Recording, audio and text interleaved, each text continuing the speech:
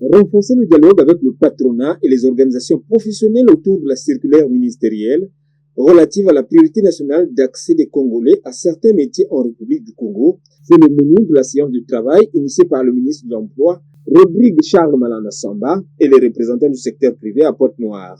Didier Sylvestre Mavonzela, président de la Chambre de commerce de Pointe-Noire, au sujet de cette initiative. Ce serait manquer à un devoir d'honnêteté et d'objectivité que de ne point saluer l'engagement des employeurs de notre territoire. Un engagement qui se traduit par une contribution majeure à notre vie économique.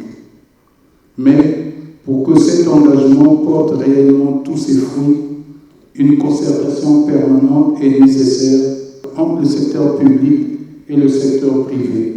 Pour le ministre de l'Emploi, de l'Entrepreneuriat et de la Formation qualifiante, Rodrigue Charles Malanda Samba, il a souligné que la mise en œuvre de cette circulaire tient sur 3 piliers. La mise en œuvre de la circulaire reposera sur une approche progressive pour permettre une mise en conformité sérieuse, documentée et vérifiable.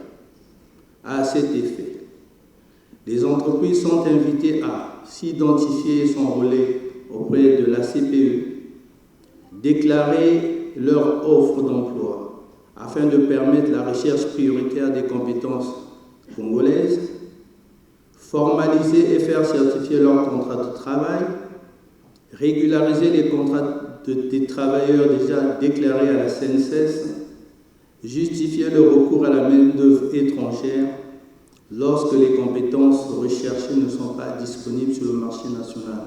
Au cours des échanges, le ministre Rodrigue Charles Malanda Samba a longuement rassuré l'auditoire sur la sécurisation de l'emploi et des activités économiques grâce au respect de la réglementation. La circulaire ne dit pas qu'il est interdit de recruter à l'étranger.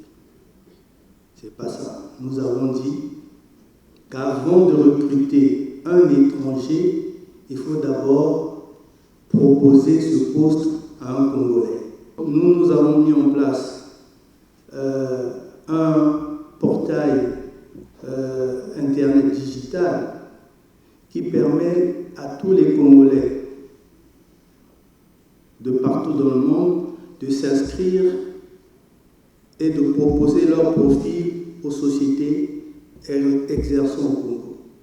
C'est-à-dire que si vous recherchez un profil que vous pensez ne pas trouver au Congo, mais peut-être que vous pouvez trouver un Congolais qui est à l'étranger, qui répond à ce profil. Signalons que cette séance de Pointe-Noire constitue la deuxième étape de la série amorcée à Brazzaville au mois de mai dernier.